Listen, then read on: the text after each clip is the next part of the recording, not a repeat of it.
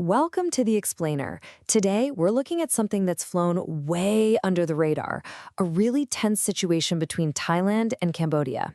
And let me tell you, this is way more than just some argument over a border. So get this. The whole thing kicks off with a crackdown on online scams. We're talking billion-dollar operations. But somehow, it escalates to rocket attacks on civilian homes. How on earth does that happen? That's the big question we're trying to answer today. All right, to really get a grip on just how serious this is, we've got to start with the most shocking part. The part where civilians get targeted. You know, this isn't two armies fighting on a battlefield. No, this is something else entirely, something much more disturbing. So, based on the reports we're looking at, this whole thing just took a really horrifying turn. The claim is that the fighting didn't stay between soldiers.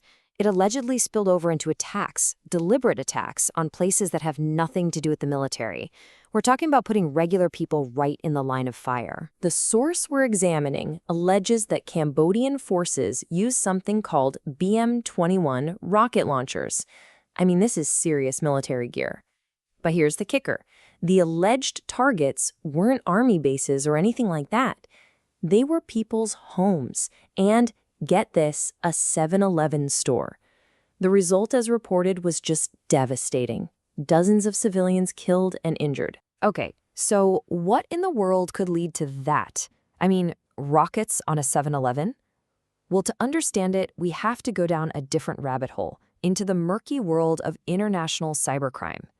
Because at the root of all this, there's a huge, and I mean huge, criminal operation. This whole thing revolves around something called a pig butchering scam. And it's as nasty as it sounds. It's not a quick thing. It's super sophisticated. A scammer will spend weeks, maybe even months, building trust with someone online. Becoming their friend. They fatten up the pig, so to speak. And then, once the trust is there, they convince them to put their money into some fake crypto investment. And just like that, poof, the money and the friend are gone. So who's supposedly running this whole show? Well, the allegations in the source material are pretty explosive. They point the finger directly at Cambodia's top leadership, Prime Minister Hun Manet and his father, Hun Sen. The claim is that all this scam money gets laundered through a big conglomerate called the Huyoning Group, which the family allegedly controls. And to give you a sense of the scale we're talking about here, just try to wrap your head around this number. Some estimates cited in our source suggest that these illegal scam operations could make up as much as 60% of Cambodia's entire GDP. 60. That's just staggering. It means this isn't some small-time criminal ring.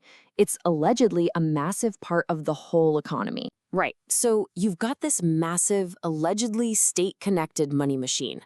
What do you think happens when the neighbor, Thailand, starts trying to shut it down? Well, according to the report, the response wasn't subtle. It was fast, it was aggressive, and it came from all sides. Things went from bad to worse and fast. Late May, Thailand cracks down harder on the scams. What happens? Cambodian forces allegedly cross the border. We have a military clash. Early June, they try to talk, but the ceasefire negotiations reportedly go nowhere. Then it gets political. A secret phone call between the Thai PM and Hun Sen gets recorded and leaked. And what's the fallout? The Thai Prime Minister gets suspended by his own country's court. You can literally draw a straight line from police work to military action to a full-blown political crisis. So at this point, diplomacy is basically shot.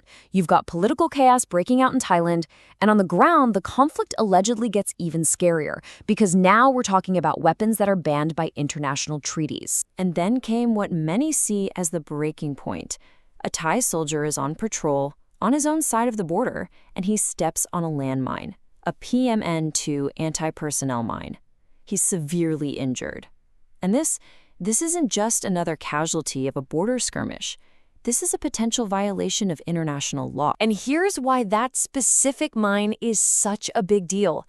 The PMN-2, according to the source, Cambodia has them in their arsenal, but Thailand doesn't use them. That's point one. Point two, and this is the big one, using these things is a direct violation of the Ottawa Treaty, which bans anti-personnel landmines. The allegation is that evidence shows these weren't old mines left over from a past war. They were newly planted by Cambodian forces, a clear and illegal act of aggression. So after the landmine incident, Thailand had to respond. And they did, diplomatically. They downgraded their relationship with Cambodia and actually expelled the Cambodian ambassador. I mean, that's a pretty big move. It showed just how serious Bangkok was taking this, and it really set the stage for whatever was coming next. But this whole fight isn't just happening on the ground, right? It's not just about rockets and landmines. The source material makes a really strong point that there's another war going on, a war of information. A war for the truth, fought with propaganda and media manipulation. Check out this example of the alleged propaganda. So, official Cambodian government channels start sharing these pictures, claiming that Thai planes are dropping chemical weapons on Cambodian civilians. Pretty shocking, right? Well, researchers cited in the source took a closer look. Turns out the footage was real, but it was from Reuters. And it wasn't chemical weapons. It was a firefighting plane dropping red fire retardant on a wildfire. And it wasn't even in Cambodia. It was inside Thailand. And when you look at the reported civilian casualties, the numbers tell a really stark story. So far, all the confirmed deaths and injuries among civilians have been on the Thai side. None reported on the Cambodian side. Our source argues there's a reason for this, that the Thai military has been following the rules of engagement, while Cambodian forces have allegedly been the ones firing on civilian areas. And this all leads to a direct plea that's made in the source material we've been looking at. It's basically a call for the international community to not just take things at face value, to dig deeper, to check the facts with real sources, and to be really skeptical about the stories being put out by state-run media, especially when the evidence seems to be telling a completely different story. So that leaves us with this one big final thought.